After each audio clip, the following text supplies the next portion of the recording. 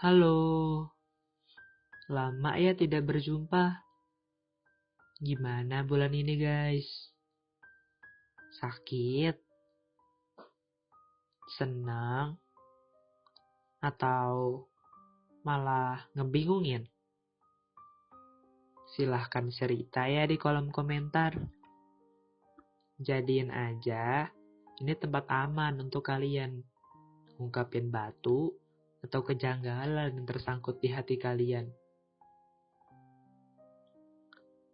Jujur, kalau aku beberapa hari ini lagi dibuat bingung banget sama pilihan-pilihan terkait masa depan studiku. Antara keinginan dan kepandaian. Sambil mikirin hal tersebut, seketika terbesat di pikiranku. Aku mikir kayak, aku tuh selama ini selalu bermimpi dan mencoba menyelamatkan semua orang.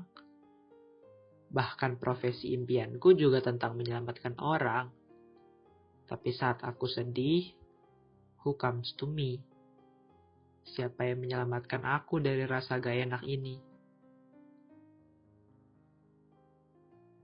Sekalipun badai masalah datang, dari kecil tuh aku selalu mikir kayak, I can or maybe I should handle everything. Kayak semuanya aku harus handle sendiri. Tapi sejujurnya, di lubuk hati yang terdalam, pengen banget punya pundak seseorang. Buat cerita pahitnya hidup di hari ini. Kadang juga jadi kasihan sama diri sendiri. Ternyata aku sekesepian ini ya. Gak pernah ketemu dengan orang yang tepat. Gak pernah ketemu dengan orang yang baik juga. Aku jadi mikir kayak, kok orang-orang beruntung banget ya. Set langsung jadi. Aku dapetnya set doang dari kemarin. Could say atau bisa dibilang, sebenarnya aku bukan teman terbaik atau best friend dari satupun orang di dunia ini.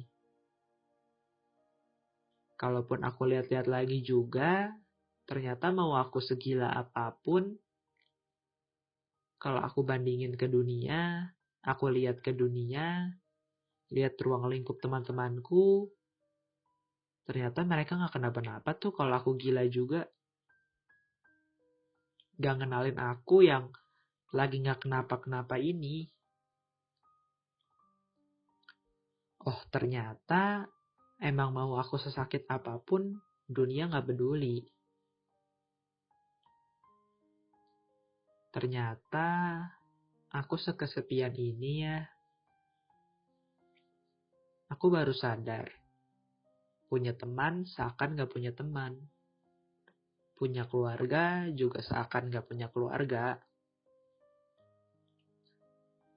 Betapa hancurnya aku sekarang. Sehingga pikirannya sudah bukan tentang lagi mengenai harta, uang, ataupun teman. Pikiranku sekarang hanya tentang gimana aku tenang, damai, dan gimana aku survive untuk hari ini. Hal-hal tentang dunia sudah tak sebegitu menarik untukku. Pernah suatu hari aku mendengar kabar tentang teman yang dipanggil Tuhan. Sakit banget dengarnya. Tapi aku jadi sadar. Orang bunuh diri sebenarnya bukan ingin mati. Dia hanya ingin menghilangkan rasa sakitnya. Sakit yang berakar dan menetap selama bertahun-tahun di hatinya. Sakit di pikirannya dan sakit di mentalnya. Dan mungkin ditambah faktor lingkungan yang nge-treat dia bukan kayak manusia, aku juga jadi sadar. Bukannya kurang iman atau kurang bersyukur yang seperti kata orang-orang di luar sana bilang, tapi sebatas dia udah nggak tahu lagi aja cara handle rasa sakitnya itu gimana. Jujur aku kayak jadi takut jadi seperti dia nantinya. Pernah mikir kayak gitu juga, tapi kayak selama ini aku udah berjuang sebegitu kerasnya untuk alasan dan moral untuk menyelamatkan orang. Masa aku nggak bisa nyelamatin diri aku sendiri?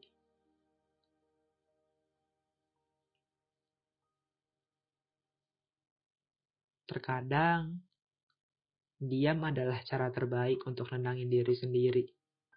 Bukan dalam arti kesepian, tapi diam dalam memulihkan diri. Pengen banget jalan-jalan ke tempat yang gak ada orang yang aku kenal, sendiri aja, buat nenangin semua rasa sakit ini. Tapi sayang, gak punya uang. Gak apa-apa untuk nenangin diri. You can rest, guys. Persetan dengan kata orang dan media sosial. Kuliah kamu harusnya bla bla bla. Sekolah kamu harusnya bla bla bla. Persetan dengan itu. Jadilah diri sendiri. Dan hidup di setiap momennya sekarang. Jangan mikirin skenario yang belum pasti terjadi. Hanya angan-angan skenario di kepala aja itu. Persetan dengan sosialisasi dan pertemanan if you stress a lot. Sosialisasi perlu, but we need the real one, real friend, not the fake one. Aku pernah dengar Ryan Reynolds ngomong kayak gini, seorang aktor terkenal. Semakin palsu dirimu, semakin luas circle pertemananmu. Tapi, semakin realistis dirimu, semakin sedikit circle pertemananmu. Personally, I think it's true. Semakin sedikit suatu lingkup pertemanan, tentunya itu buat kita lebih nyaman untuk bergaul. Kayak, it's more comfortable to speak for 5 people aja, kayak gak ada yang ngejudge gitu gak sih? Kayak kita bisa natap matanya kalau sambil ngomong. Kalau kayak banyak orang kayak jadi banyak orang lain punya banyak pikiran sendiri tentang kita, dan kebiasaannya itu pasti ada minimal satu orang dengan pikiran negatif kepada diri kita sendiri, ya gak sih? Namun pada akhirnya, aku tidak pernah berpikir akan ada di posisi saat ini. Posisi yang diriku sendiri juga udah gak tahu mau gimana lagi. Harus apa lagi selain berdoa. Dan entah arahnya ini mau kemana lagi sih. But it's okay to be lost, right? Sometimes kita harus tersesat agar sadar kalau jalan yang kita ambil nih ternyata salah.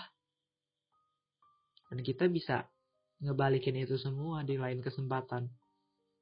Do better di kesempatan selanjutnya. Harus ada solusinya di saat kita lagi tersesat kayak gini. Ya, life is like that, right? Gak apa-apa untuk hilang and feeling lonely. Tapi jangan lupa, kalau ternyata kita masih punya 1000 alasan untuk tinggal di dunia ini. Kalau aku aja menyerah sama diri aku sendiri, gimana mimpi aku untuk menyelamatkan orang lain? Jadi, meski sekejap, meski tak menetap, aku ingin merasakan kehangatan dan kedamaian bersama seseorang yang nanti diberikan Tuhan di masa depan. Dan hingga waktu itu tiba, akan kupastikan aku bertahan dan mensyukuri hidup ini. Jangan pernah terlarut dalam kata kesepian dan kata gagal. Kadang, saking kita kesepiannya, kita menciptakan seseorang di dalam imajinasi kita. Dan di saat kita terlalu berharap, di saat dia memberikan jawaban yang abu-abu, sebenarnya kita tahu itu jawaban yang enggak. Tapi kayak kita sangat terlalu berharap, sehingga kita tidak memakai logika. Jadi, jangan pernah kesepian. Jangan pernah jadikan kesepian sebagai alasan. Tapi jadikan kesepian sebagai motivasi untuk tetap bertahan di tengah sakitnya dunia ini. Dan hingga alasan yang kamu tunggu itu tiba, pastikan kamu mensyukuri hidup ini ya. Semangat semuanya teman-teman. Thank you.